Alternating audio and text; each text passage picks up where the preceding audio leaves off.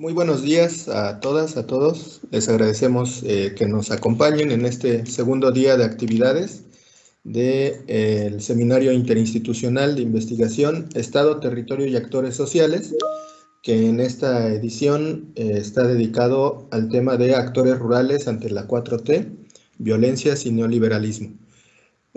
Para iniciar las actividades de este segundo día, contamos con la presencia de la doctora Elena Lazos Chavero, del Instituto de Investigaciones Sociales de la UNAM, quien nos compartirá la conferencia que inaugura las actividades del día y que lleva por título Despojos territoriales ante el corredor transísmico. Antes de darle la palabra a la doctora Elena, pues quisiéramos compartir algunos de los elementos de su amplia trayectoria, ¿no? Ella es profesora investigadora, como ya decía, de la UNAM desde 1992, es SNI 3, bióloga de formación inicial, maestra en antropología social y doctora en socioeconomía del desarrollo y antropología social. Ha coordinado 26 proyectos de investigación en líneas que giran alrededor de ecología política en torno a la agrodiversidad y soberanía alimentaria, percepciones e impactos sobre maíz transgénico, género y ruralidad, vulnerabilidad agroalimentaria y socioambiental ante el cambio climático, cultura y poder en torno a la conservación. Es autora y coautora de 8 libros y 125 artículos indizados y capítulos en libros, titular de 70 cursos en universidades de México, Francia, Suiza, Canadá, Bolivia, Ecuador, Brasil, Grecia, Alemania. Ha dirigido 65 tesis de diferentes niveles y titular de cátedras latinoamericanas en Montreal, Zúrich y la Sorbona, en París. Actualmente es presidenta del Consejo Asesor de Greenpeace México y del Consejo de ACTER en Francia. Es cofundadora de la Red de Estudios Socioambientales sobre el Medio Ambiente y co-coordinadora del Grupo de Trabajo Claxo, Bienes Comunes y Acceso Libre al Conocimiento. Entonces, como vemos, hay una amplia trayectoria, ¿no?, de nuestra invitada, la doctora Elena Lazos, a quien le agradecemos mucho que haya aceptado esta invitación a participar en el seminario y pues para poder escuchar, ¿no?, con el tiempo suficiente, le damos la palabra. Muchas gracias, doctora Elena. Muchísimas gracias, Sergio. Pues antes que nada, gracias por la invitación a este seminario que ayer fue todo un éxito. Entonces, que espero que esta jornada de este día sea muy, muy fructífera y reflexiva y propositiva. Bueno, pues yo voy a empezar con reflexiones sobre el corredor interoceánico, ¿no?, del Istmo, y pensando en si la naturaleza, la cultura está en subasta y quién da más, ¿no? En este sentido, retomo todo lo de los despojos territoriales, pero no solamente voy a hablar de eso, ¿no? Entonces, digamos, como en el marco de partida, ¿no? Habría que reflexionar sobre todo lo que se ha escrito sobre la economía de las promesas, ¿no? Ya sea en términos de futuros tecnológicos o en términos de la sociología de las expectativas, ¿no? Y a esto me refiero con todas estas promesas que se hacen de los transgénicos o con todas estas promesas que se hace que la tecnología, ¿no?, va a resolver problemas sociales, y con la sociología de las expectativas en el sentido de todo lo que se finca, ¿no?, alrededor de una promesa y todas las expectativas sociales, políticas, ¿no?, culturales que hay alrededor de esa promesa. Y bueno, en segundo punto, ¿no?, está toda la comodificación ambiental y de la cultura como promesa, es decir, que es, ¿no?, a partir de nuestros recursos, a partir de lo que es nuestro territorio, a partir de la explotación ahora, ¿no?, de la cultura maya, se vuelve una promesa, pero que finalmente es una comodificación de esto, ¿no?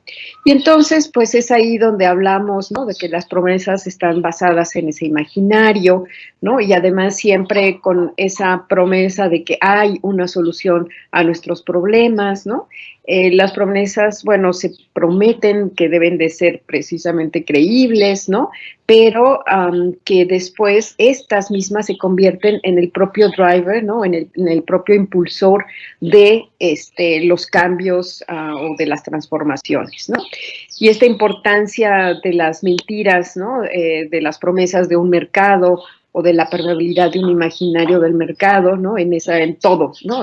Tanto en las instituciones locales como en las instituciones nacionales, eso, ¿no? Que además está regulado precisamente por relaciones de poder entre, ¿no? Empresas y el Estado. Ahora,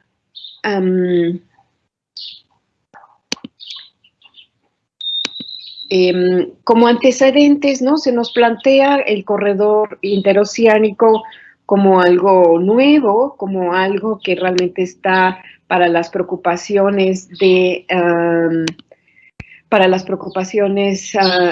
las poblaciones y para el bienestar de las poblaciones, pero ya teníamos muchos antecedentes, ¿no? Está desde el 76 con López Portillo el Plan Alfa Omega, después viene con Cedillo todo el Programa Integral de Desarrollo Económico para el Istmo, después el sonado, ¿no?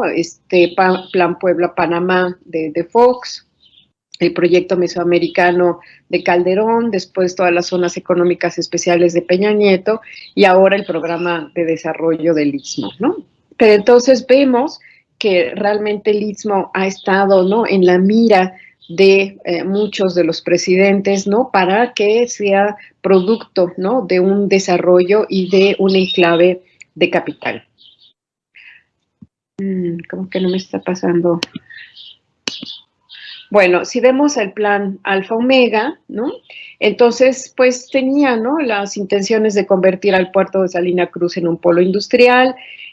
Hubo avances en el proyecto, ¿no? Inversiones, en las obras de atraque, de terminal.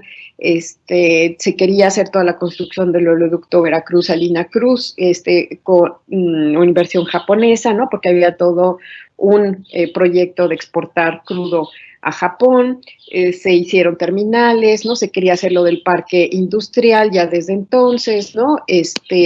Después, con Cedillo está el Programa Integral de Desarrollo Económico, ¿no? De introducir al sureste en el comercio, de privatizar petroquímica, había todo un plan de desarrollo forestal, cómo cerrar, ¿no? Las cadenas productivas, cómo hacer precisamente que este corredor se convirtiera en ese cruce de mercancías, y desde entonces, ¿no? Estaba conformado por 64 proyectos, ¿no? Y una fuerte inversión, ¿no?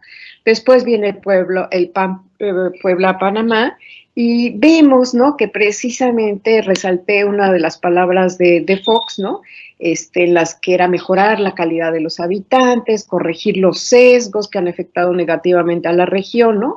Para revertir tendencias de deterioro y permitir a sus habitantes acceder a una mejor calidad de vida, ¿no?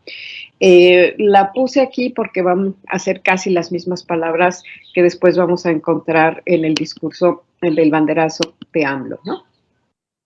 Ahora, en el plan Puebla-Panamá, pues también, ¿no? Se planteaba toda una integración regional por muchos corredores, ¿no? De infraestructura de carreteras, de comunicaciones, de energía, que son los mismos elementos que vamos a estar viendo, ¿no? Aeropuertos, toda la cuestión de la fibra óptica, todo lo de gasoductos, ¿no? Y de electricidad. Con el fin precisamente de ¿no? Darle un desarrollo integrado a todos los sectores de infraestructura, ¿no? Y donde también se quería, ¿no? Organizar la región en estos corredores y comunicar al este de Estados Unidos con la cuenca del Pacífico. Entonces, digamos, desde entonces estaban planeados muchos de las actividades que ahora se planean, ¿no? Con Calderón igualmente vemos que además, ¿no? Estaba planteado como un mecanismo de integración entre Belice, Colombia, Costa Rica, ¿no? Llegando hasta, ¿no? República Dominicana inclusive, ¿no? Y los ejes de trabajo pues eran el eje económico, el eje social, ¿no? Que tenían, ¿no? Mucho fundamento en lo que ya se había planteado en el Plan Puebla-Panamá. Y bueno, y con Peña Nieto están las zonas económicas especiales, pero igualmente, ¿no? Estaba planteando los puntos estratégicos, que las zonas potenciarán a la región, que el objetivo, ¿no? Él utiliza democratizar la productividad a nivel regional para que sus habitantes tengan las mismas posibilidades de desarrollo y bienestar que los del resto del país, ¿no? O sea, estos, ¿no? Gobiernos neoliberales pues utilizan las mismas palabras, los mismos objetivos que los objetivos actuales del corredor planteado por AMLO, ¿no? Y bueno, los estímulos para la obtención son fiscales, son laborales, igual que ahora, régimen aduanero especial, igual que ahora, México regulatorio, todo un marco regulatorio ágil, ¿no? Programas de apoyo, estímulos, condiciones preferenciales que van a estar siendo las mismas del corredor interoceánico, ¿no? Entonces, bueno, aquí vemos cómo pues este es un megaproyecto que ya también ayer lo refería tanto el conferencista magistral como las conferencias que le siguieron, pero entonces donde no lo tenemos que ver como algo separado, ¿no? Sino que son pues estos 70 y tantos proyectos, ¿no? Que son Tren Maya, que son la refinería, que es el corredor, que son los gasoductos, que es el tren de carga, que son, ¿no? Todas las reservas nacionales de petróleo, son las eólicas, en el sentido de que son todos estos proyectos que conforman a el gran megaproyecto. Y bueno, aquí está muy pequeño, pero les recomiendo que lo vayan a ver. Los de Geocomunes han hecho un trabajo excepcional, excepcional, de reunir una gran cantidad de mapas que nos dicen, ¿no? Todas las, por dónde están los gasoductos planeados, por dónde están las zonas de bienestar, toda la cuestión de la militarización, toda la cuestión de los parques eólicos. Entonces aquí hay como un pedacito, ¿no? De los que yo traje, pero yo creo que hay que ir a la fuente original, que son lo de Geocomunes, para que ustedes lo puedan ver y profundizar, ¿no? Entonces aquí solamente es para darnos una idea de estos son, ¿no? Los parques eólicos, ¿no? Los gasoductos, ¿no? Que van ya teniendo toda una conformación, las carreteras y hacia Veracruz, ¿no? Y luego como Salina Cruz, ¿no? Se plantea como uno de los puertos más importantes, al igual que Coatzacoalcos. Entonces, en ese sentido, el gran calado, ¿no? De lo que se plantea hacer a Salina Cruz, lo que escuchábamos la otra vez también en el seminario que organizó la doctora Ana Ceseña, ¿no? De geopolítica, lo que planteaban también era que iba a haber, ¿no? Grandes transformaciones en el puerto de Salina Cruz, tanto que iba a afectar a toda la población guave, ¿no? A toda la circulación de las aguas, ¿no? Que son dulces, saladas, ¿no? Entre salobres, ¿no? Que necesitan los pescadores de esa región, ¿no? Entonces, si nosotros vemos en las, digamos, declaraciones de AMLO, pues, ¿no? Se asemejan tanto a las de Fox, ¿no? Que tengan trabajo, que tengan, que puedan gozar, realmente y que se le devuelva al pueblo lo que, se merece en el sur, ¿no? Pero también, ¿no? Se plantea lo de las opciones para los migrantes y entonces es trabajo, migrantes, entonces como que, ¿no? Nos van perfilando, hay un control de los migrantes, entonces como que la pregunta es quién está detrás de este control de los migrantes y que no se nos plantea como que ese es el propósito que tiene el programa, ¿no? Después igualmente, ¿no? Deja lo de las concesiones a empresas, dice, bueno, los parques industriales van a ser empresas públicas, pero se pueden dar en concesiones a empresas, ¿no? Y que van a gozar beneficios fiscales, igualito que lo planteado tanto por Peña como por Calderón, ¿no? Y lo que asusta, pues, es el complejo que dará bajo custodia de la Secretaría de Marina, se va a escriturar a la Secretaría de Marina y a los 4 estados, ¿no? Inclusive, pues, los ferrocarriles.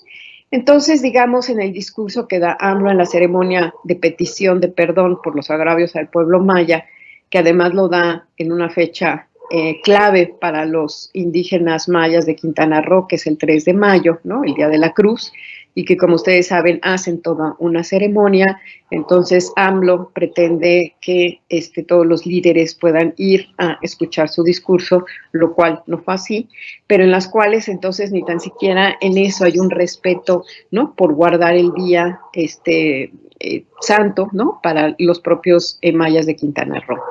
Pero en su discurso lo que él nos dice, ¿no? Es que, bueno, hay una denuncia sobre esa esclavitud vivida por los de Quintana Roo, ¿no? Y que Porfirio Díaz decía era un mal necesario porque era una forma de progreso económico. Entonces uno se plantea, ¿y ahora qué? Ahora también es un mal necesario porque es una forma de progreso económico, ¿no? Entonces, en el mismo discurso hay tantas contradicciones, ¿no? Digamos, en el azulito es un discurso que da supuestamente Porfirio Díaz, ¿no? Pero que sin embargo vemos que en la base, ¿no? Es exactamente lo mismo que se está planteando ahora, ¿no? Y pues es la frase de AMLO, ¿no? De jamás vamos a olvidar a los pobladores del México profundo, ¿no? ¿No? Con toda esta cosmética del México profundo, si tuviera que decir en una frase que busca el gobierno, por el bien de todos, primero los pobres, ¿no? Pero en ¿no? sentido también Porfirio Díaz, ¿no? Habla de lo que ellos pretendían adueñarse de terrenos de la nación, ¿no? O sea, esta es una cita también de AMLO, ¿no? Diciendo que Porfirio Díaz pretendía precisamente adueñarse de los terrenos de la nación, y pues ahora, ¿no? Lo que nos preguntamos es, ¿y qué se está tratando o el objetivo precisamente del corredor, ¿no? Y luego y plantea, bueno, también, ¿no? En nombre de Porfirio Díaz, que esa espaciosa zona del suelo mexicano, conquistada por estos tribus rebeldes, sería entregada, ¿no? A beneficio de los capitales, ¿no? Y entonces uno dice, ¿y ahora qué se está haciendo, no? ¿A quién se está entregando toda esta zona? Pues a los capitales, donde además también está el gobierno federal, ¿no? Y esta es una crítica que hace AMLO a Porfirio Díaz, pero sin embargo vemos que significa lo mismo, ¿no? Y bueno, y él plantea que nuestro compromiso es escuchar, atender y respetar, ¿no? Dando la preferencia a los más necesitados. Cuando no ha escuchado, cuando no ha entendido y cuando no ha respetado, o cuando ha manipulado todo, ¿no? Lo que significa el indigenismo, y precisamente en esta petición de perdón en el 3 de mayo se ve, ¿no? Toda el enmascaramiento del discurso indigenista en términos de progreso y desarrollo, ¿no? Ahora, los objetivos que se plantean, pues es esto, ¿no? Lo que ellos proponen es fortalecer esa infraestructura social y productiva, hacer todo un nuevo modelo de crecimiento, que pues ya vimos que ni es nuevo, ¿no? Se basa en lo mismo que había, ¿no? Toda esta historia de antecedentes de diferentes tipos de programas nombrados de maneras distintas, pero que traían los mismos objetivos, ¿no? Asegurar articulación de acciones, ¿no? Para atender a la población en pobreza, ¿no? Incrementar biodiversidad, que uno dice, ¿cómo va a incrementar la biodiversidad? Mejorar calidad del agua, el suelo, el aire, con un enfoque sustentable en la región. O sea, esto es lo que nos dicen como el cuarto objetivo del programa, ¿no? Nunca más volvemos a saber a qué significa con eso. Y luego además también es difundir la diversidad lingüística, cultural, memoria, patrimonios culturales, cuando sabemos que todo lo que se ha descubierto, ¿no? De restos arqueológicos, no sabemos ni dónde están yendo a parar, ¿no? Ahora, cuando se da el banderazo del inicio del tren, le vamos a empezar a decir el tren no maya, como decía Zulu, ¿no? Porque no es un tren maya, en eso también hay me apareció una persona, pero bueno, le voy a quitar. Y bueno, lo que él dice es, aquí floreció, como se ha dicho, la gran cultura maya, toda esta región y una de las ciudades más importantes por su belleza, por su exquisitez en el arte, ¿no? Estos son extractos textuales de su discurso, ¿no? Pero cómo precisamente esto contrasta con todos los puntos arqueológicos que se han estado encontrando, ¿no? Hallando y donde no se sabe ni qué está haciendo con todo el material, que sí hay, ¿no?, zonas que deberían de ser respetadas. Hay muy poca información sobre eso. Estuvimos buscando a dónde o en dónde quedaban y realmente no encontramos dónde se están depositando, quiénes están a cargo de eso, ¿no? Sabemos que inclusive Sedena está ahí. Entonces, como decía ayer López y Rivas, ¿no? Tantos arqueólogos, antropólogos que hay en el país, y sobre todo el INAH tendría que estar fungiendo como alguien que va a la batuta, ¿no? Y sin embargo, no sabemos, ¿no? Asusta, ¿no?, que haga este tipo de declaraciones. Estamos haciendo historia y que podamos comunicar por tren las antiguas ciudades mayas, ¿no? Con pues, discurso de lo maya, la historia, la grandiosidad, ¿no? Es un acto de reivindicación al sureste que ha sido saqueado por siglos. Como vemos, pues es una de las frases que también retomaba inclusive Peña Nieto. Tenemos, como se ha dicho, que actuar de otra manera, no saquear, no ver a Palenque, al sureste, como tierra de conquista, sino impulsar el desarrollo respetando el medio ambiente. Reivindicado al sureste, ¿no? Ha sido una región abandonada, ha sido una región saqueada. Entonces hay que darles lo que les corresponde, que ahí queda como muy, muy ambiguo, ¿no? Porque por otro lado vemos quiénes están de responsables de las empresas, ¿no? Donde está Carlos Slim, donde está Grupo México, donde entonces se está planteando, ¿no?, a arquitecto Rogelio Jiménez Pons como el director de toda la obra y de Fonatur, ¿no?, donde se le da apoyo a cierto tipo de empresarios, ¿no?, que además son empresarios, ¿no?, muy grandes del sector del turismo en México, y que por supuesto entonces tienen toda discurso de el etnoturismo, o de precisamente la promesa y la comodificación de lo que es la cultura, ¿no? Ahora, ¿cómo se integra el corredor al Istmo? Pues, ¿no?, están planteando como estas diferentes regiones, y por eso hay tantos proyectos por las diferentes regiones, ¿no? Y cómo se van sumando estas regiones para realmente ir conectando desde el puerto de Salina Cruz a el puerto de Coatzacoalcos, ¿no?, con todos los polígonos de bienestar para el desarrollo, ¿no?, de Coatzacoalcos, de Acayucan, de Matías Romero, de Ciudad Ixtepec y en Salinas mismo, ¿no? Y bueno, teniendo, ¿no?, todas las tramo de las carreteras, ¿no?, mismas, y luego donde también vemos, ¿no?, quiénes están a cargo de esos tramos, ¿no? Es decir, las empresas que van a estar concesionándose, ¿no?, diferentes tramos del tren, como del ferrocarril transísmico, como de las carreteras. Ahora, ¿qué significa correr? Creo que van a oír la basura en mi casa. ¿Qué significa, digamos, atravesar esta región, ¿no?, que, como decía Miguel de los Chimalapas, que han estado en una lucha muy fuerte, ¿no?, pues es cruzar, ¿no?, toda una área de rica vegetación, donde se da el 80% de la biodiversidad del país, ¿no?, donde hay toda una diversidad de relieves y de micronichos, ¿no?, que precisamente hacen toda la riqueza de la biodiversidad, donde ¿no?, el 45% de los bosques templados, de selvas altas, ¿no?, perennifolias, caducifolias, del bosque mesófilo de montaña que está en los Chimalapas, ¿no?, de manglares, de dunas costeras, donde entonces, ¿no? ¿Qué es lo que estamos perdiendo en este proceso y en este corredor, ¿no? Pero además también, ¿no? Hay que señalar que el 69% del agua dulce disponible se encuentra en esta región y que en Quintana Roo, ¿no?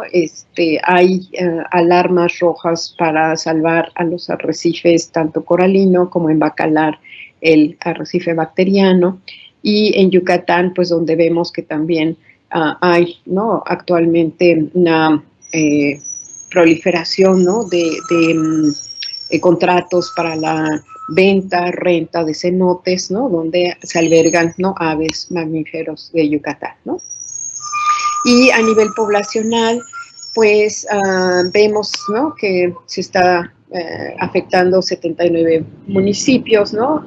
Parte del estado de Oaxaca, parte del estado de Veracruz, donde el territorio está habitado por 12 pueblos, ¿no? Cuando incluimos precisamente a toda la parte del Tren Maya y se incluye a Chiapas y Yucatán, entonces vemos que sube a 44 pueblos originarios por todos los que se encuentran también establecidos en esa región, ¿no?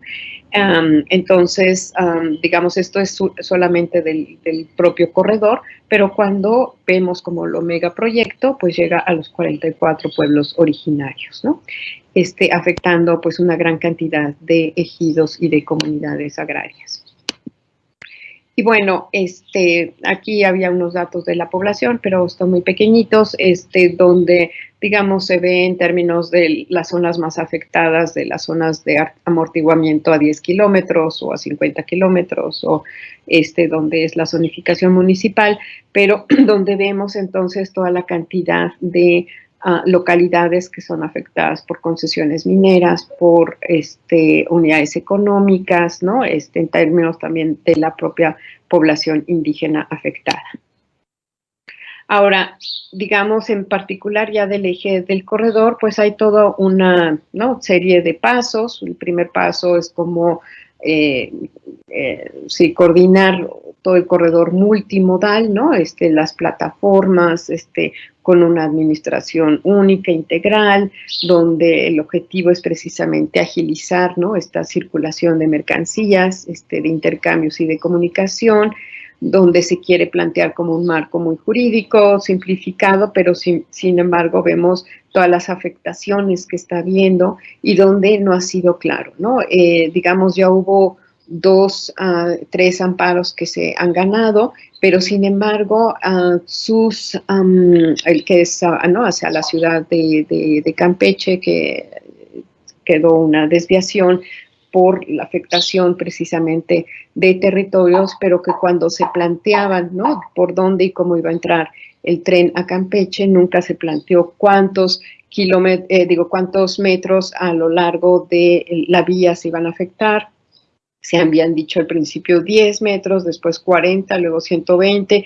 Toda esta confusión de información y de datos, pues permitieron, ¿no? que hubiera toda una movilización muy difícil de las comunidades y en las cuales a través de los amparos pudieron ahorita, ¿no? desviar parte de que el tren, por ejemplo, no entrara ni a Mérida, a la ciudad de Mérida, ni a la ciudad de Campeche, ¿no? Por todas las afectaciones que iba a haber. Sin embargo, ¿no? Otros poblados donde hay una gran afectación de sus tierras, igualmente no se sabe cuántos metros, aunque hay diferentes cifras, estas van cambiando conforme a los propios tramos, ¿no? Entonces, esto del marco simplificado, claro, y adecuado para quiénes, ¿no? Ahora, en este corredor multimodal, pues lo que se planteaba, ¿no? Siempre es que el cruce precisamente sea más rápido, eficiente, competitivo, ¿no? Se plantea precisamente este gasoducto para que abastezca a las empresas y a supuestamente consumidores domésticos, ¿no? Lo de la fibra óptica, y competir en gastos. Entonces, si ustedes se acuerdan, pues estos eran los mismos puntos que estaban en el Plan Puebla-Panamá, ¿no? Es decir, que el Istmo sea eficiente, competitivo, económico, que haya una modernización de la infraestructura ferrocarrilera, una modernización de la infraestructura portuaria, aeroportuaria, de la carretera, o sea, todos estos puntos, ¿no? Estaban ya planteados en el Plan Puebla-Panamá, con gasoducto, con fibra óptica y, por supuesto, ¿no? Tratando de competir en costos y tiempos. Ahora, en el segundo parte, ¿no? Son todos estos polígonos de desarrollo, ¿no? Que les llamaron, y de bienestar, que son polos industriales que tampoco está como muy claro, o sea, unos son maquilas, otros son polos de desarrollo automovilístico, otros son precisamente hacia toda la parte de la petroquímica, de los gasoductos, pero en los cuales todavía no hay una definición. Pero si vemos, ¿no? Son grandes territorios que van a ser afectados y donde supuestamente se hicieron algunas de las consultas que ayer, ¿no? La compañera nos hizo, ¿no? Toda un recuento de cómo están pues las falacias de las consultas, y en las cuales entonces, digamos, esto que va a afectar muchos de los territorios de estos pueblos indígenas y no indígenas, no ha sido realmente consultado, ¿no? Y bueno, además, ¿no? De todas estas zonas libres, ¿qué significan esas zonas libres? ¿Libres de qué? ¿No? Para las empresas, y que vemos que entonces es todo para cubrir esas necesidades de las empresas en términos de energía, en términos de agua, ¿no? De conectividad digital, y que pues viene aparejado con un desarrollo urbano, de vivienda, de infraestructura productiva y, por supuesto, con beneficios fiscales, ¿no? Entonces, cuando se nos dice no van a afectar, ¿cómo no van a afectar, no? Cuando se están haciendo o planificando todos estos polos industriales, y pues estos, ¿no? Son las áreas que están dadas de afectación, ¿no? Aquí es más o menos las hectáreas que están allí dadas, ¿no? Aunque también hay muchas diferencias, pero bueno, hay más o menos en algunos promedios, pero estamos hablando, ¿no? Del orden en Minatlitlán de las 211,000 hectáreas, en Matías Romero de las 135,000 hectáreas, ¿no? Y entonces, ¿quiénes van a salir afectados? ¿Cómo se va a hacer ese despojo territorial? Cuando no se está diciendo que van a ser los pobladores que sí crean en eso. Hubo ya compra de algunos terrenos, ¿no? Con algunas dificultades, pero bueno, hubo algunas compras, pero después, ¿no? Toda la afectación del crecimiento, cómo se va a dar. Y entonces, pues las etapas de ese corredor multimodal pues están en la rehabilitación del ferrocarril, en la construcción de un tren eléctrico, ¿no? De doble vía de 300 kilómetros, la construcción de los 4 muelles, ¿no? Donde va a haber 2 puertos más, ¿no? El de Río Tehuantepec y el de Laguna Ostión en Veracruz, y donde se plantea pues precisamente todo ¿no? O sea, ¿para qué es? Para toda la exportación e importación de bienes y servicios entre Salina Cruz y Veracruz. Entre los actores gubernamentales, pues ya sabemos quiénes están, ¿no? Que se plantea como este proyecto alternativo de nación hacia un camino verdadero, pues vemos, ¿no? Que son pues palabras mismas que inclusive Fox o que a Calderón utilizaron, disfrazadas en otros términos, pero con el mismo sentido. Y bueno, donde vemos al director general de todo el corredor, ¿no?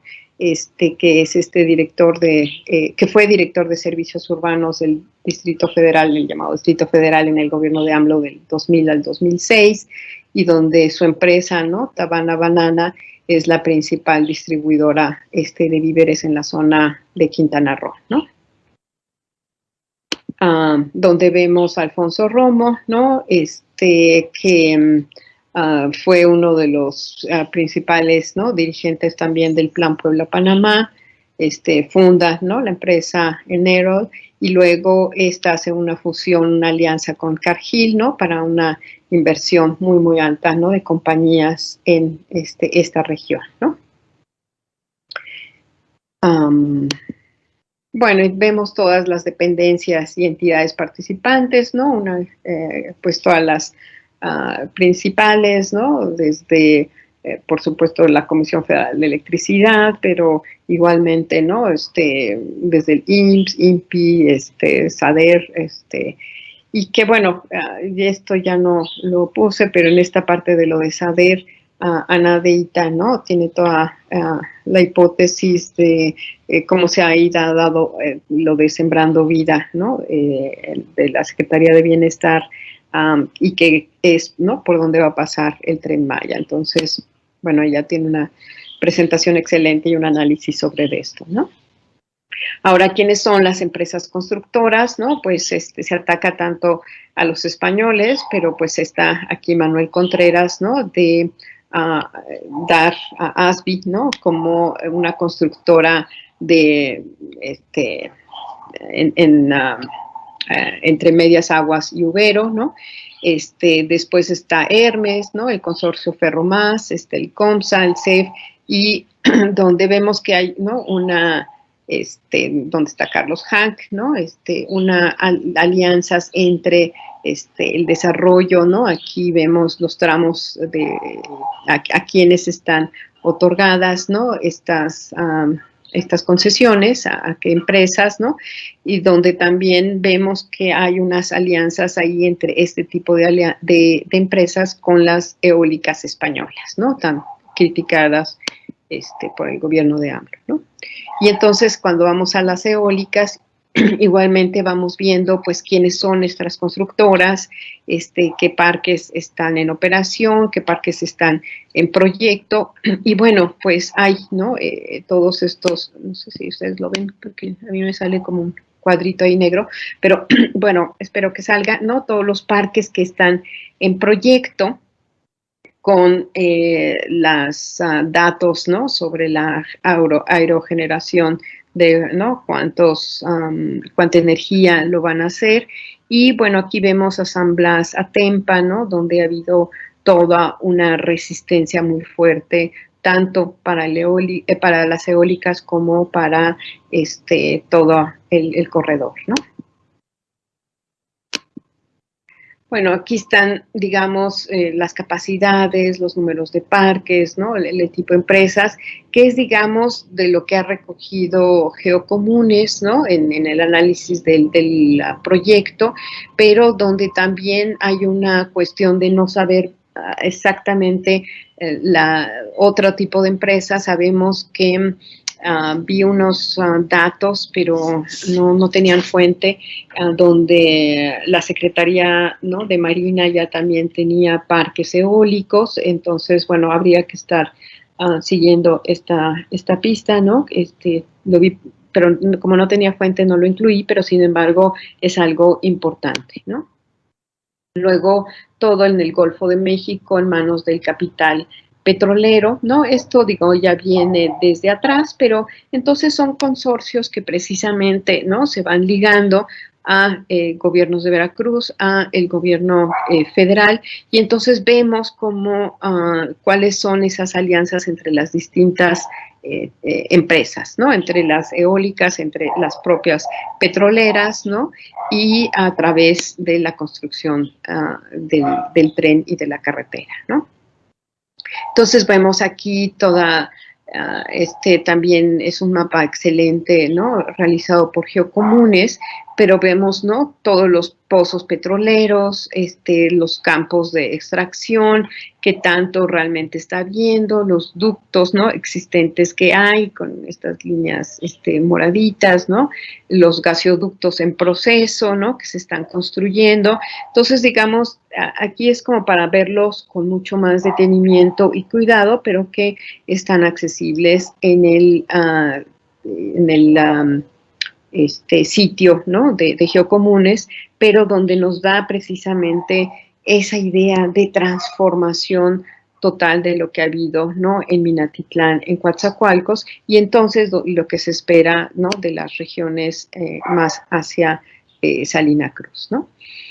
Igualmente, nos plantean todas las redes de transporte de hidrocarburos, generadores eléctricos, ¿no?, de cómo serían el tipo de contratos, a quién están cedidos ya en términos de las empresas que van a intervenir, y cómo está conectado igualmente, ¿no?, no solamente entonces estos dos estados, Oaxaca, Veracruz, sino cómo se conecta con Tabasco, cómo se conecta con Chiapas, cómo se conecta con la península de Yucatán y hasta Puebla y Huesca en Morelos, ¿no? Entonces, vemos que es todo un plan de transformación, ya no solamente, ¿no?, de la región transísmica, sino, ¿no?, que va planteando redes y corredores y polos de industriales y todas estas zonas llamadas de bienestar, ¿no? Nos dan, ¿no?, una idea igualmente de todos los ductos en proyecto y en operación en la región y cuáles son, ¿no?, las empresas que ahorita están detrás de cada uno de los proyectos. Ahora, hay cuestiones con lo de los ductos igual, donde también se plantea otro tipo de empresas extranjeras, ¿no? Pero igual no se referían, no tenía referencia de las fuentes. Sin embargo, hay que tomarlo en cuenta de cómo también todos los ductos van a estar en manos de compañías extranjeras, ¿no? Y bueno, con respecto a toda la parte de la minería, pues estas son las concesiones mineras vigentes, ¿no? Son en lo amarillito oscuro. Estas son concesiones mineras en trámite, donde hay mucha discusión, ¿no? Y donde ustedes ven que estaría ahí en San Miguel Chimalapa, y por eso ha habido todo un movimiento de resistencia muy fuerte en lo que es esta región, pero donde está ahí el proyecto, ¿no? Pero acá ya están concesiones vigentes, ¿no? Y esto, bueno, vemos entonces dónde estaría pues el proyecto, ¿no?, del tren transísmico, dónde estaría pues toda la carretera que están actualmente haciendo, ¿no?, la carretera federal, carreteras, ¿no?, de ampliación, y que pues esto no es solamente, ¿no?, el tren en los 10 o 50 o 40 metros a los lados, sino que viene, ¿no?, con todo esta transformación, ¿no? Entonces aquí también vemos pues todas las principales concesiones mineras, cuáles son, ¿no?, las empresas, y ayer precisamente nos decía, ¿no?, López y Riva, ¿no?, de un 80% en las canadienses, ¿no? Pues aquí vemos todas las canadienses que están en la región, ¿no?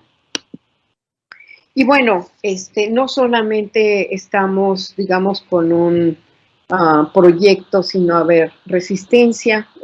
Hay una gran cantidad de pueblos en resistencia, donde ha habido, ¿no?, muchos de los encuentros que se llaman Encuentros por la Vida, el Istmo es Nuestro, y donde ha habido una coordinación de movimientos, ¿no? Pero entonces lo que denuncian es cómo se quiere transformar toda esta región en este inmenso corredor de manufacturas, de ensamblaje, de transporte de mercancías, ¿no?, en manos de capital estadounidense, internacional, ¿no?, que además funcionará como un muro de contención de los procesos migratorios, ¿no?, desde Centroamérica, donde se pretende la instalación de 10 parques industriales, ¿no?, y bueno, las vías del tren transísmico.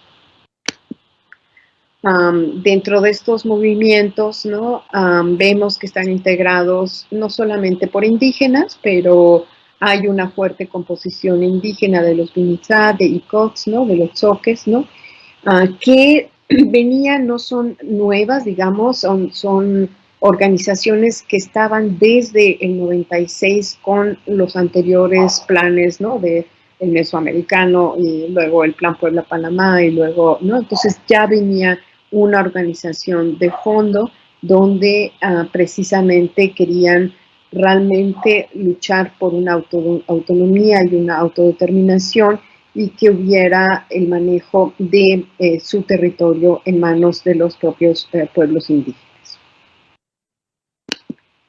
Ahora, estuvimos haciendo una lista, ¿no? Al menos hay 32, 35 organizaciones, ¿no? Entre Oaxaca y Veracruz solamente, ¿no?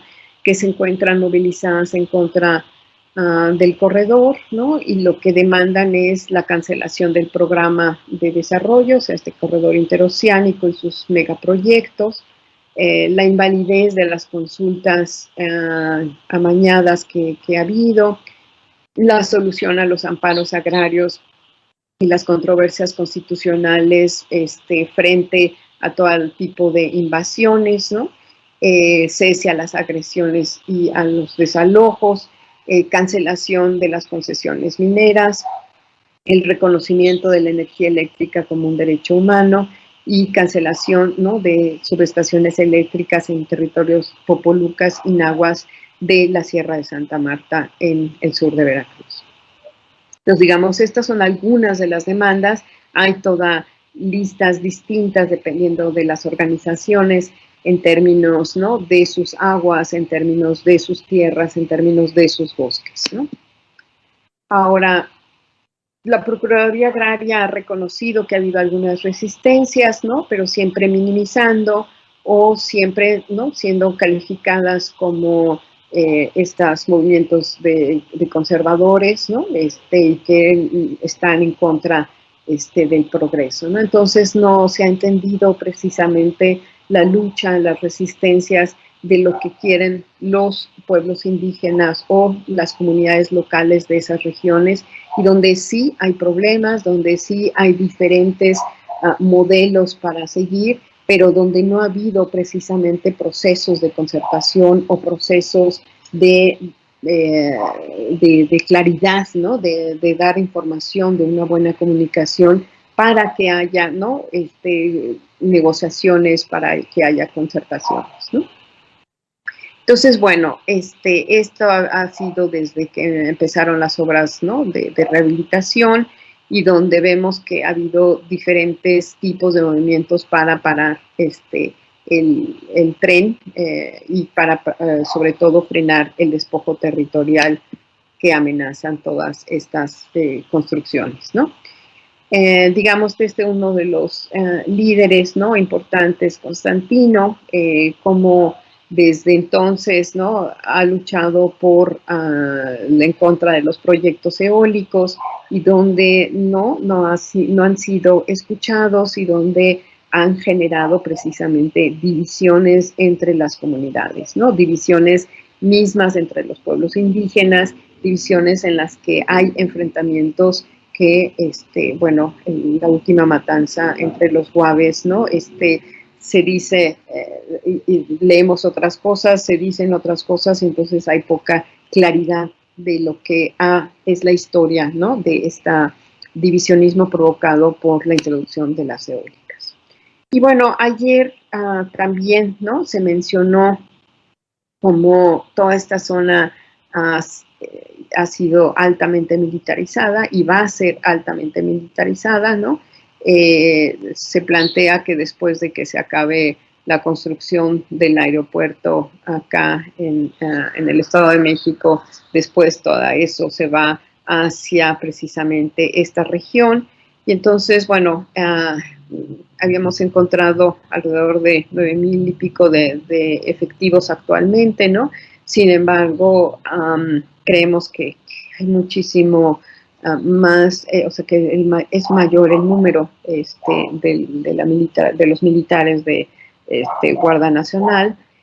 Y junto con esto, con la militarización, pues viene la criminalización, ¿no? De los movimientos en la defensa de sus territorios, y por supuesto viene la, ¿no? Narcotización o ¿no? Toda esta parte de todos los carteles que están siendo ya presentes en el área, y donde hay, ¿no? Empresas escondidas a través de otros, o sea, narcos escondidos, ¿no? A través de empresas, ¿no? Entonces, la la situación se torna de seguridad muy, muy frágil y altamente vulnerable, y además mezclado con esta parte del control para contener la migración.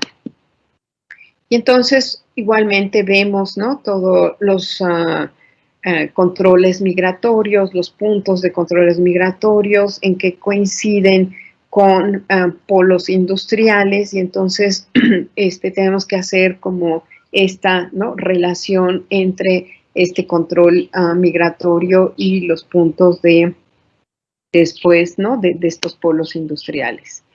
Y bueno, aquí es lo que les decía, todos los efectivos de seguridad, como ha habido un aumento del 2019 al 2020, ¿no? Donde ha habido cuarteles, construcciones, ¿no?, de cuarteles avanzados, tanto en Oaxaca como en Veracruz, cuarteles de la Guardia Nacional, ¿no? Y como en el 21 igualmente se han construido más, ¿no? Entonces, sí. Y bueno, todas las operaciones de seguridad, ¿no? 4 bases de operaciones que realizan patrullajes, que están brindando seguridad a las instalaciones estratégicas, ¿no?, donde se realizan operativos de seguridad, ¿no? Entonces, es donde vemos que, aquí me equivoqué, eran 9,000.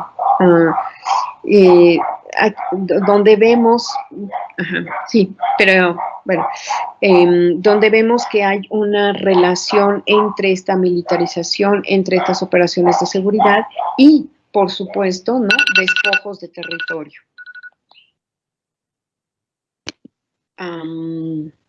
Bueno, entonces igual ha habido toda esta parte de ¿no?, reservas de petróleo que traen todo este reacomodo territorial, y en las cuales entonces lo que está, ¿no?, totalmente falta de información y comunicación, el despojo territorial, ¿no? O sea, vemos que todas estas transformaciones, estos polos industriales, donde cómo van a ir precisamente ocupando cada vez más áreas, ¿no?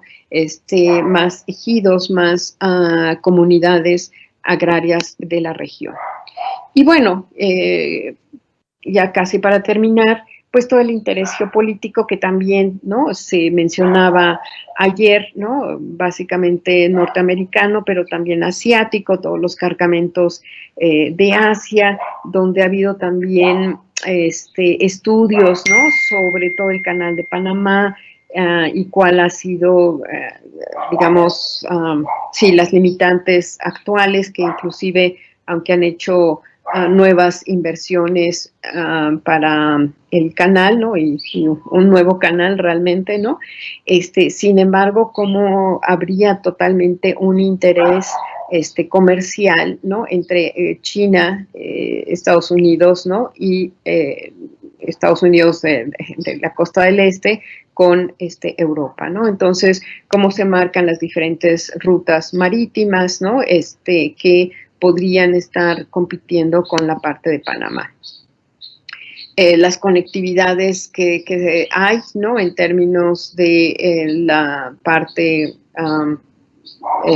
industrial y fuertemente, ¿no?, agrícola de Estados Unidos, con las diferentes ciudades conectoras en México, en términos del control de la infraestructura, cómo va a ser, el control de la producción y comercio, y por supuesto todo el control que significa de las redes precisamente territoriales con esta densidad económica, ¿no? Y bueno, ha habido muchos webinars, ¿no?, de los pueblos indígenas que se han expresado, ¿no?, por una vida digna, por una vida de autonomía, ¿no?, donde ha habido reuniones donde han discutido. Sin embargo, claro, hay una división provocada por cada uno de los proyectos y por estas expectativas que generan, ¿no?, esta economía de las promesas en términos de un mejor bienestar, y cómo eso precisamente ha dividido a las organizaciones o ha dividido a los pueblos. Entonces, tenemos que pensarlo como una lucha que nos compromete a todos, a todas, ¿no? Y en las cuales entonces, ¿cómo podemos dar nuestros apoyos a las organizaciones que luchan, ¿no? En contra de estos procesos? Entonces, pues yo les doy las gracias y con esto termino. Muchas gracias. Muchas gracias, doctora Elena, por esta presentación tan completa, ¿no? En torno a un tema complejo, ¿no? El corredor transísmico, pero que a lo largo de la presentación, pues se fue desmenuzando, ¿no? En todas sus dimensiones, hablando en primera instancia en torno a la continuidad histórica, ¿no? De estos intentos, ¿no? De generar proyectos de desarrollo que lleven el progreso, ¿no? En diferentes también momentos de la vida del país. Luego esta articulación, ¿no? De los diferentes proyectos y programas con el propio corredor transísmico y los procesos de militarización, ¿no? Que también desde ayer ya se estaban comentando. Adicionalmente vinculado a esta última parte de los intereses geopolíticos que están ahí articulados a todos estos proyectos. Pero especialmente tal vez quisiera hacer hincapié en la parte de la resistencia, ¿no? Donde por un lado existen varias organizaciones, ¿no? Que desde justo los proyectos que anteceden al actual han mostrado, ¿no? Diferentes estrategias organizativas, pero por el otro lado también hay una minimización de esa resistencia por parte del propio gobierno y esta invitación final, ¿no? A cómo podemos involucrarnos, ¿no? En esos procesos que las propias comunidades están realizando.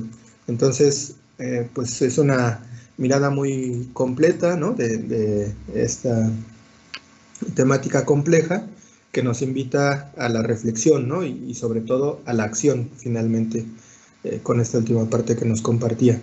De entre las preguntas que hasta ahora se han planteado, hay una muy vinculada a esta una de las últimas diapositivas que tenía que ver con esta lectura geopolítica. Entonces, pues tal vez podríamos empezar por ahí, por esa pregunta que hace Carmen Ventura y dice, ¿qué implicaciones tienen estos megaproyectos desde la geopolítica y quiénes son los ganadores? Entonces, no sé si guste ampliar en este sentido.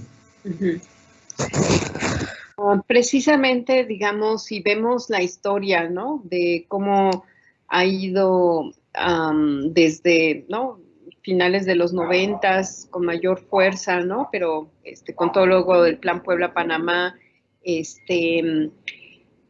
sí, desde entonces, ¿no? Se perfilaba toda la división geopolítica del territorio en términos de mercancías, ¿no? De circulación de mercancías, pero también de todos estos polos industriales, ¿no? En términos de no solamente toda la parte petrolera y petroquímica, ¿no? Sino también todo lo que viene correlacionado con gasoductos, con mineras, y que dentro de la geopolítica se ve precisamente la intervención de altos capitales, ¿no? O de fuertes capitales o consorcios, ¿no? Norteamericanos, europeos, chinos, japoneses, ¿no? O sea, es de lo que dentro de la literatura es lo que más, ¿no? Se ve de cómo hay alianzas entre ciertos procesos, ¿no? Inclusive alianzas entre las eólicas y las petroleras, ¿no? Alianzas entre algunas de las petroquímicas y toda la generación de digital, ¿no? De fibra óptica. Entonces, vamos viendo que dentro de un mapa geopolítico se complejiza mucho todas las alianzas y las formas de trabajo de los grandes consorcios transnacionales y que tienen el respaldo del gobierno federal en términos de no paraísos como tal fiscales, pero sí con altos beneficios fiscales, ¿no? Entonces, en este sentido hay una repartición geopolítica en nuestro territorio que sirve, ¿no?, a la acumulación del capital transnacional, ¿no? Y donde estas alianzas entre las diferentes transnacionales son, sí, las tenemos que estar, ¿no?, buscando por todos lados, o sea, son muy confusas, son, por ejemplo, ¿no?, todo lo de Romo, con Cargill, ¿no? Entonces, bueno, entonces es la securitización de los granos, ¿no? Digo, Cargill como una de las grandes, corporaciones de la mercancía de granos. Entonces, vamos viendo que, bueno, y entonces Cargill y luego su empresa y luego una turística, ¿no? Entonces, donde ya esas alianzas van siendo tan complicadas que a veces es muy difícil de poderlas realmente separar, ¿no? O tener claridad sobre ellas, ¿no? Y que además esto, ¿no?, va combinado con la parte de la militarización y con los grupos de despojo y del tráfico, ¿no?, de personas, del tráfico, sí, de vida silvestre, etcétera, ¿no? Sí, muchísimas gracias por la respuesta. Aquí tenemos otras dos preguntas que tal vez están un poco articuladas, entonces las voy a plantear juntas. La primera refiere a cuáles son las estrategias legales gubernamentales, como por ejemplo compra de tierras, expropiación, o cuáles son las otras que se han encontrado. Y la segunda dice cuáles han sido los mecanismos o estrategias a los que se enfrentan las organizaciones y grupos organizados en defensa de su territorio en la actual administración. ¿Son diferentes a las anteriores? En consecuencia, ¿las estrategias de defensa han debido cambiar? Entonces serían estas preguntas. Uh-huh. Yo creo que si uno busca, ¿no?, la información sobre cuántas sí, hectáreas van a ser afectadas, solamente tenemos, digamos, estos cuadros de las zonas llamadas de bienestar, ¿no? O sea, estos polígonos de bienestar. Y donde no quedaba claro, o sea, que están relacionados con los parques industriales, ¿no? Entonces, no queda claro cómo es el usufructo de ese territorio, o sea, quiénes, cómo y en qué proceso se van a articular. Entonces, ¿no? AMLO ha estado diciendo no va a haber especulación de tierras, cuando eso vemos que hasta, ¿no?, todo ya Yucatán, la zona costera, hay, ¿no?, toda una especulación de tierras impresionante. Pero entonces no queda claro cómo va a ser toda la cuestión de la indemnización de tierras, de la compra forzada de tierras, entonces no ha habido la suficiente claridad, no hay mapas realmente donde tengamos decir, bueno, en Matías Romero que se plantea una, ¿no?, una gran extensión de polo industrial y de llamado polígono de bienestar, ¿no? Que son más de 150,000 hectáreas. Entonces uno dice, es influencia, cómo va a ser, cómo van a ser las relaciones con los ejidatarios, con las comunidades agrarias, con las propias ciudades, ¿no?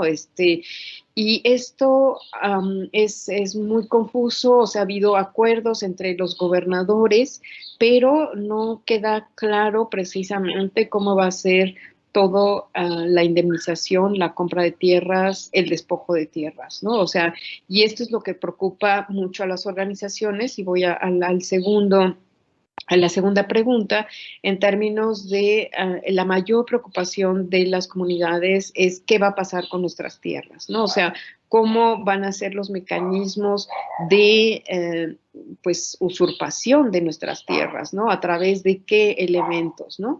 Entonces, claro, en algunos momentos a lo largo de lo que es las construcciones de los trenes se ha ofrecido sí, indemnizar, ¿no? Pero sabemos que Primero los precios, dijeron que iban a respetar los precios, vemos que en algunas comunidades sí, en otras no.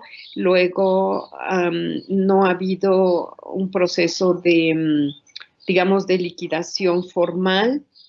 Entonces esto queda como muy empantanado en un proceso burocrático donde AMLO ha dicho que sí hay el suficiente presupuesto para hacer una indemnización justa, pero bueno, no sabemos a qué le llama indemnización justa, no sabemos cuáles son precisamente toda esa especulación del mercado de tierras que se dice que no va a haber, pero que ya está viendo en todo, no solamente el corredor, sino también en todos los efectos territoriales de lo del Tren Maya, ¿no?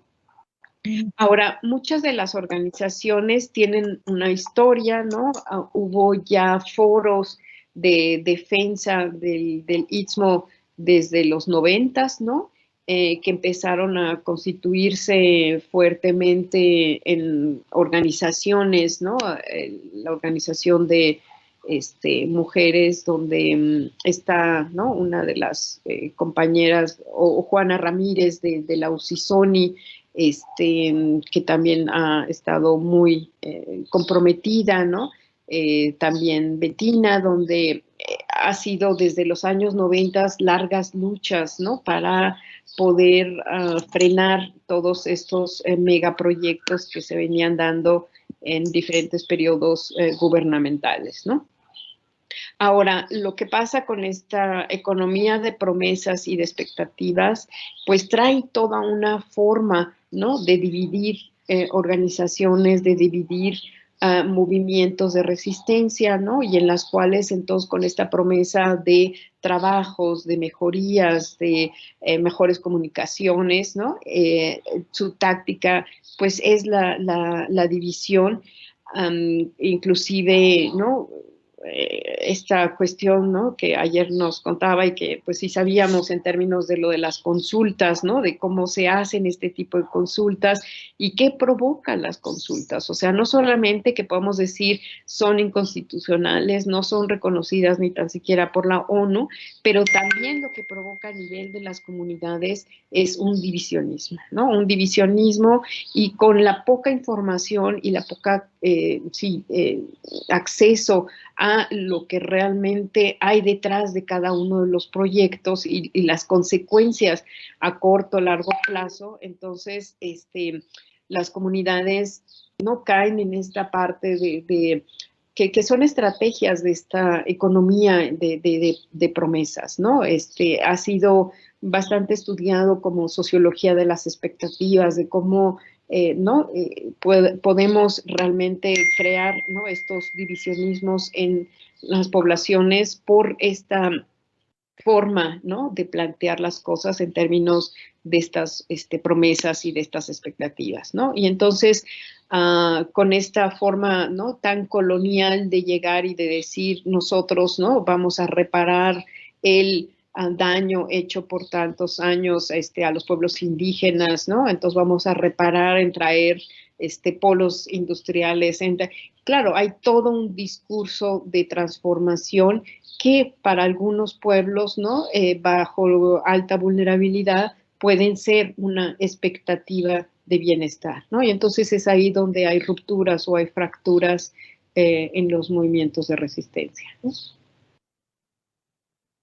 Entonces, Sí. digamos, nuestro papel es proporcionar, ¿no? Esta información, es decir, cómo están conectados, no es nada más el tramo del tren que afecta a mi pueblo, ¿no? Sino que son los polos de desarrollo, son los polos industriales que afectan, ¿no? Con la militarización tan fuerte que se plantea, y que esto, ¿no? Viene con todo el desarrollo de organizaciones, de narcotraficantes, de trata de seres humanos, trata de vida silvestre, ¿no? Sí, muchas gracias. Hay un escenario muy complejo, ¿no? Y bueno, hay una pregunta de Luis Rodríguez, justo pensándolo en este ámbito más amplio, ¿no? Que se mencionaba ahorita en esta última parte de la respuesta, que va en el sentido de cuál es su opinión de este proyecto y su relación con el canal seco en Centroamérica. Ujú. Bueno, creo que he dado como mi opinión en esos sentidos, ¿no? De la poca claridad del manejo, sí, de los discursos, ¿no? De estas promesas que vienen, ¿no? Desde eh, la década de los 90 y cómo cada uno de las etapas presidenciales ha tratado, ¿no? De ver a el Istmo como finalmente como la bota de empresas y de la acumulación de capital, ¿no? Es decir, cómo bajo el discurso de que el sur ha sido relegado, yo diría, bueno, ha habido una resistencia, ¿no? Ha habido pueblos que dicen no, no a todos estos megaproyectos de la muerte, ¿no? Sino queremos proyectos de la vida, ¿no? Y queremos una otra alternativa, otro modo de vida que no pase, ¿no? Por todos esta transformación brutal del territorio. Entonces, creo que en ese sentido, sí, habría que estar trabajando sobre qué significan cada uno de estos proyectos, cómo se conectan en sí y quiénes son los beneficiados, ¿no? O sea, siempre tenemos que pensar que cada uno de estos proyectos trae transformaciones territoriales, trae transformaciones institucionales, trae transformos de toda la vida, ¿no? Y entonces, donde hay unos que se benefician y otros que salen perjudicados. Entonces, hay que tomar, ¿no? Ver y analizar con los pueblos, ¿no? Quiénes serían los beneficiados en este proceso, que pues son todas estas empresas, ¿no? Que están detrás de cada uno de los recursos que puede ofrecer el Istmo y el sureste conectado, ¿no? Sí, muchas gracias. Pues creo que tendríamos dos preguntas más por ahora. Una iría en el sentido, digamos, en ese recorrido que se hace también de los discursos, ¿no? Que en Fox, en Peña Nieto estaban presentes y ahora se replican, ¿no? En el actual gobierno. La pregunta sería, ¿cuáles son como los cambios que se observan, ¿no? O las ventanas, que, si es que existe alguna que se abre en este momento de lo que se ha autollamado como esta 4T, ¿no? En términos de la defensa del territorio y de pensar otras formas de construcción, ¿no? De estos proyectos de vida. Entonces, si es que se abren algunas ventanas o no. Y la segunda que nos comparte Ibijazo, y que en cierta medida creo que va mucho también vinculado a la intencionalidad de este seminario, ¿no? Que busca articular otras formas de hacer trabajo académico, no solo vinculado a la productividad, ¿no? Que se pide en las universidades. Entonces, la pregunta es, ¿cuál es el papel de la academia, ¿no? Investigadores e investigadoras en estos procesos? Uh -huh, uh -huh. Este, se me olvidó la primera, perdóname. Sí, referente a si se abren algunas ventanas, ¿no? Ah, sí, sí. Porque vemos una reproducción, ¿no? De las miradas, discursos, perspectivas. Bueno, yo creo que en ese sentido sí se ha tratado de hacer alianzas con algunos o algunas asociaciones, algunas organizaciones para estar como representadas ¿no? Por ejemplo, hay toda una red de turismo comunitario, ¿no? En las cuales habían sido totalmente, digamos, marginalizados de estos procesos y últimamente hubo un acercamiento con ellos, con esta asociación, y ya hubo hasta firmas, ¿no? De que va a haber una colaboración, ¿no? Entonces, creo que, digamos, el discurso de primero los pobres ha traído sí hay que hacer alianzas con algunas asociaciones que permitan, ¿no?, hacer estas alianzas conforme a lo que se quiere, y eso ha sido distinto, ¿no? O sea, yo creo que antes no había como una preocupación de que sí haya consultas, ¿no? Como sea, digamos, y caídas en que ya luego ya no sabemos qué es peor, ¿verdad? Si haya o no haya, porque como han estado establecidas, decimos mejor que ni hubiera habido por todos los conflictos que ha generado, pero digamos, en este sentido se quiere cumplir con el discurso, ¿no?, del atropellamiento hacia los pueblos indígenas y a su autodeterminación a través, ¿no?, de estas consultas o a través de alianzas que sí se han hecho, ¿no?, con algunas organizaciones o con algunas asociaciones, ¿no? Pero esto precisamente, como decía Rommel, ¿no?, González del Consejo Regional Indígena de Xpujil, a veces es más difícil, ¿no?, de poder entonces decir que o desvalorar estas alianzas, ¿no? O cómo van a ser esas alianzas, ¿no? En todas alianzas, pues hay relaciones de poder donde unos dicen qué, ¿no? Y los otros dicen cómo, ¿no? Pero donde precisamente después estas alianzas dificultan más poder decir que es un proyecto donde solamente hay empresas de grandes corporaciones nacionales, transnacionales, ¿no?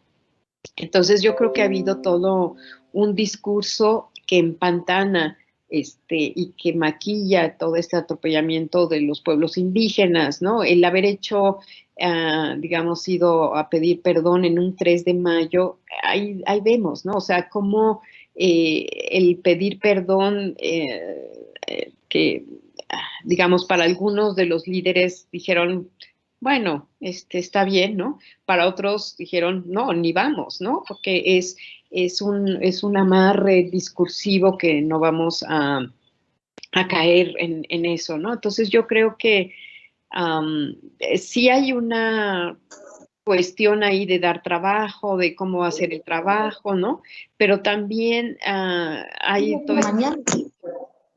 Sí. pero también hay toda esta parte de,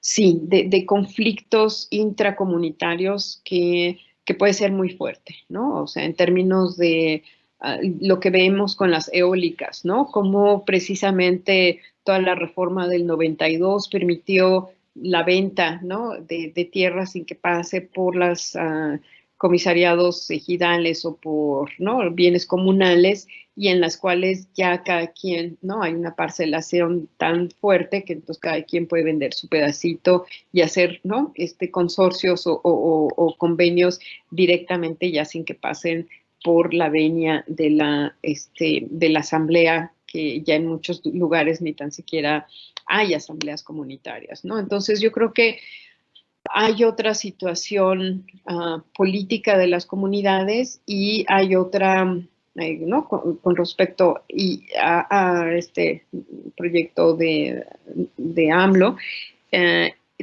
la 4T, y hay este discurso y estas alianzas que se han generado, ¿no?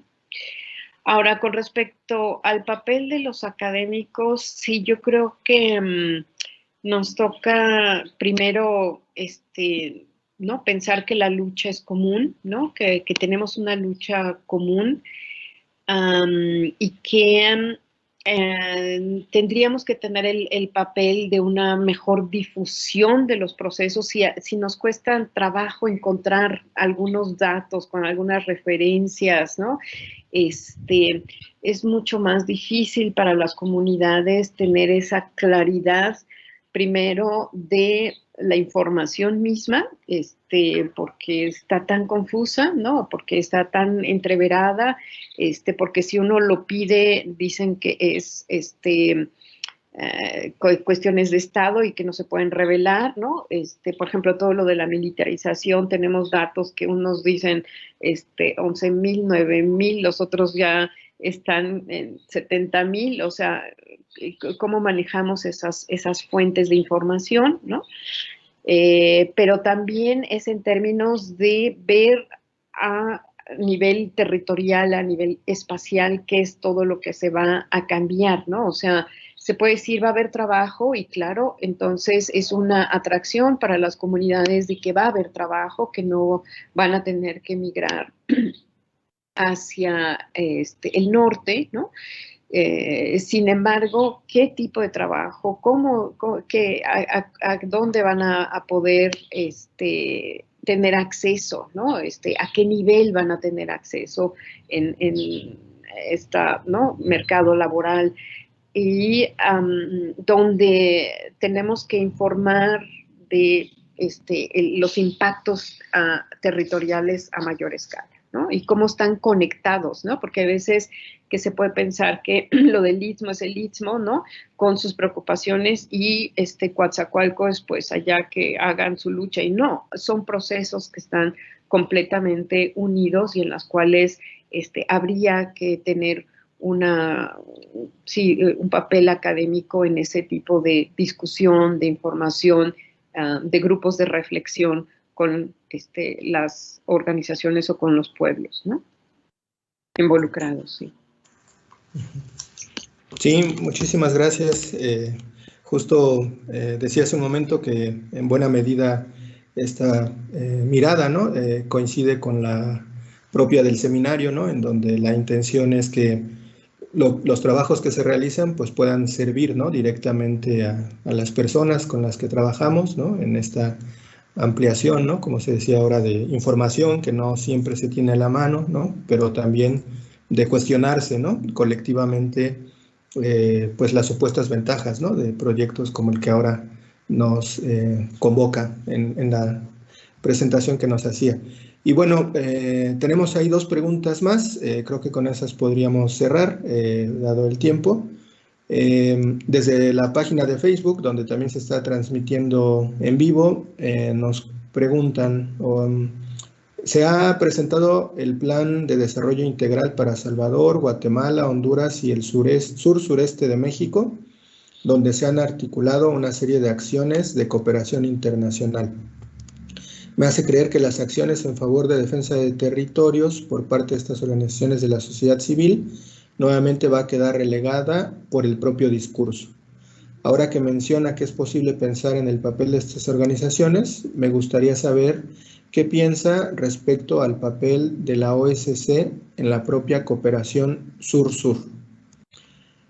Y la segunda dice, ¿hay información para vincular la militarización de esta región con la política de contención de la migración? Entonces serían estas dos las preguntas de cierre. Bueno, con respecto a esta segunda, sí, hay inclusive unos mapas que, si ustedes se meten al mapa, ese que yo les decía de geocomunes, ¿no? Donde está lo de la militarización y lo de la contención de la migración, ahí hay toda una relación, ¿no? Entre los puntos de chequeo, ¿no? De aduanero, de cuestiones migratorias, ¿no? Con respecto a la militarización, ¿no? Entonces vemos que hay ciertos donde se están haciendo ¿no? estas construcciones de militares, ¿no? De la Guardia Nacional y en los puntos de chequeo de migrantes. Pero no solamente eso, sino que lo que se plantea, y lo decían los propios de organizaciones, ¿no? de la región, era, tienen un mapa muy interesante ellos que hace como la zanja, ¿no? Que va a ser del control militar y del control migratorio. Y entonces donde hay todo un interés, ¿no? geopolítico por Estados Unidos, ¿no? del control de la migración hacia Estados Unidos. Entonces, quedarse, digamos, en este punto con una militarización y un control poblacional muy fuerte. Entonces, eso hay mapas, sí ha habido investigaciones sobre eso que sí se pueden profundizar, ¿no? Y con respecto, de toda la parte de Centroamérica, y sí, yo creo que, digamos, vimos al presidente de Guatemala, ¿no? Cuando vino a dar el banderazo, ¿no? Sí, ¿no? O donde, no, fue donde fue el perdón, ¿no? El 3 de mayo. Pero, digamos, donde vemos que ha habido alianzas entre,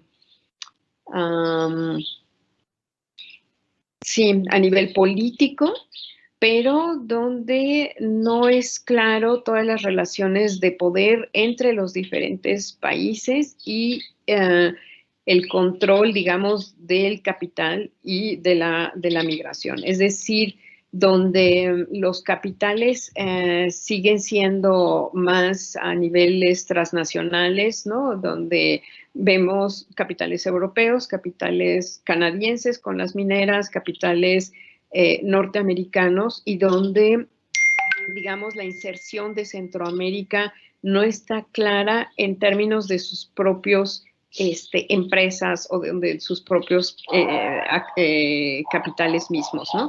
Entonces, esto ha habido que no haya como seguramente han habido pactos, ¿no? Que no sabemos, que no conocemos bien, pero en los cuales no vemos como reflejadas algunas de los grandes capitales centroamericanos en estas alianzas del corredor transísmico, ¿no? O sea, y donde inclusive pues Nicaragua no le ha entrado, ¿no? Por precisamente toda esta, ¿no?, discusión sobre el corredor mismo, que China tenía interés sobre Nicaragua y donde hubo avances, luego se dejó de un lado y donde se ha retomado nuevamente. Entonces, donde tampoco no hay como una claridad misma de cuáles serían los elementos de unión, ¿no?, a nivel de capital de los países centroamericanos con México y bueno, y con los capitales transnacionales, ¿no? Entonces, creo que ahí, digamos, yo no me siento con la confianza de decir cuál ha sido como el papel de cada uno de los países, ¿no? Porque creo que no hay suficiente información, ¿no?, que nos permita realmente hacer un buen análisis, ¿no?, geopolítico del papel de Centroamérica en términos de los propios capitales, ¿no? O sea, está claro que es en términos de la cuestión de la migración, ¿no?, que también pues es un negocio mismo para los propios países, ¿no?, como alguna vez Fox lo dijo para nuestra propia migración, ¿no? Es el gran negocio exportar, ¿no?, gente pobre e importar alimentos baratos, ¿no? Cuando se le cuestionaba de los efectos, ¿no?, del TLC. Y entonces, digamos, en ese sentido hay una complejidad también de los países centroamericanos en términos de la propia migración y en términos de la acción de sus capitales dentro de este tipo de proyectos, y de ver como a sus propios países como los posibles, ¿no?, conectores de ser, ¿no?, estos centros interoceánicos o de estos corredores interoceánicos, ¿no?, como lo ha sido Nicaragua, ¿no? Digamos, han tenido muchos problemas, ¿no?, de conexión y de ver en términos altitudinales y cuestiones físicas de alta inversión de capital, pero donde entonces vemos que Nicaragua no tiene un papel, digamos, en esto del corredor interoceánico, porque mismo tiene intereses de su propio país de hacer estos corredores o estos conectores, ¿no?, entre el Pacífico y el Atlántico. Sí, pues muchísimas gracias, doctora Elena Lazos. Le agradecemos que nos haya acompañado. Ha sido una conferencia muy rica, ¿no?, en perspectivas, que nos abre también la mirada para pensar los procesos en estos ámbitos de la geopolítica, ¿no?, de su envergadura en todas sus dimensiones, y que también nos invita a la reflexión sobre nuestro propio hacer, ¿no?, desde nuestros lugares, desde los espacios en los que estamos.